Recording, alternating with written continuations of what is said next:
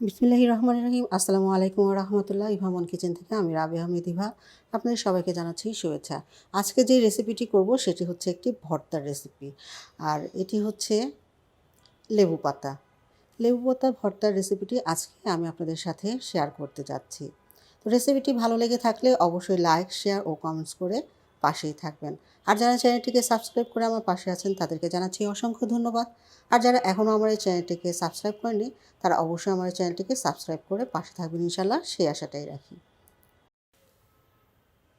আর লেবু পাতা ভর্তাটা করার জন্য আমি এখানে ছোট বড় 5 থেকে 7টা লেবু পাতা নিয়েছি।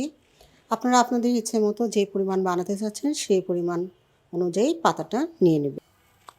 তো সরিষার তেলটা গরম করে নিয়ে এখন এখানে দিয়ে দিব 2টো শুকনো মরিচ। আপনারা যে যেমন ঝাল খেতে চান সেই অনুযায়ী ঝালটা ব্যবহার করবেন। তো শুকনো মরিচটা একটু নাড়াচাড়া দিয়ে ভেজে তুলে নিব। শুকনো মরিচটা ভাজা হয়ে গেলে এখন এটাকে তুলে নিচ্ছি।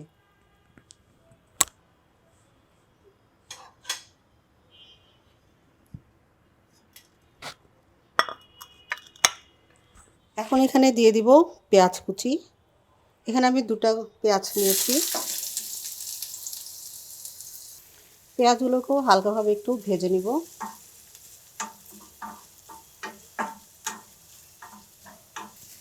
পেঁয়াজগুলো একটু মজে আসলে এখন এখানে দিয়ে দিব রসুনের কুচি। এখানে আমি 2টা রসুনের কোয়া নিয়েছি বড় সাইজের।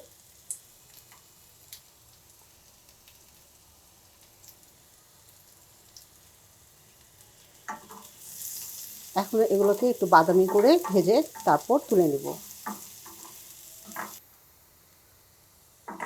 তো এভাবে করে আমি পেঁয়াজ আর রসুনটাকে ভেজে নিলাম।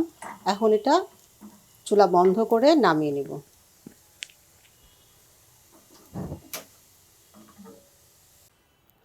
এখন এই যে মরিচের বুটোগুলোকে ফালিয়ে তারপর এখানে যে লবণটার সাথে ভালোভাবে এটা আমি ভেঙে মেখে নিব।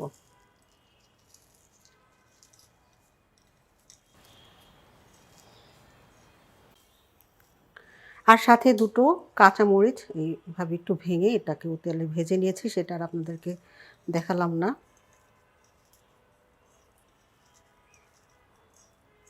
এখন সবগুলোকে একসাথে মিশিয়ে নেব। তো মরিচগুলোকে ভালোভাবে মেখে নিলাম।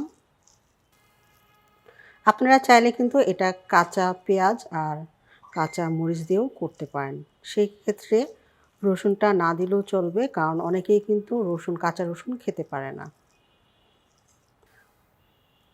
এটা মাখানো হয়ে গেল। এখন এখানে যে লেবু পাতাগুলো নিয়েছি এগুলোকে ছোট ছোট করে টুকরো করে নেব। চাইলে এটা আপনারা কেচি দিয়েও টুকরো করে নিতে পারেন বা আবার হাত দিয়ে এভাবে ছিঁড়েও নিতে পারেন।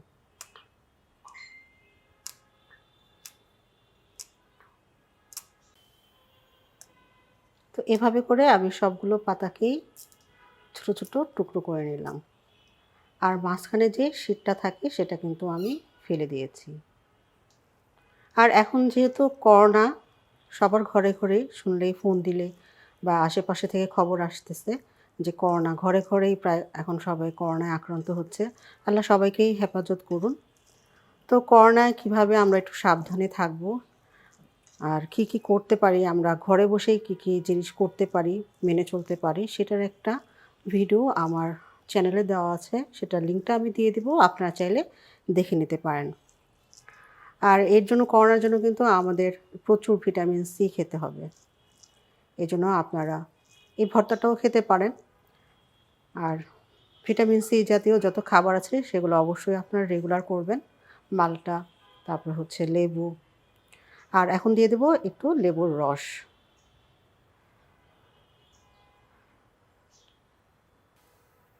লেবুর রসটাকে দিয়ে এখন এখানে ভালোভাবে এটাকে মিশিয়ে নিব। তৈরি হয়ে গেল মজাদার লেবু পাতার ভর্তা। তো আজ এখানেই বিদায় নেব। আপনারা সবাই ভালো থাকুন, সুস্থ থাকুন এবং নিরাপদেই থাকুন। আর আমাদের জন্য অবশ্যই বেশি বেশি করে দোয়া করবেন, যাতে করে আরও ভালো ভালো সুন্দর সুন্দর রেসিপিগুলো খুব সহজভাবে তৈরি করে নিয়ে আসতে পারি আপনাদের সামনে। আল্লাহ হাফেজ।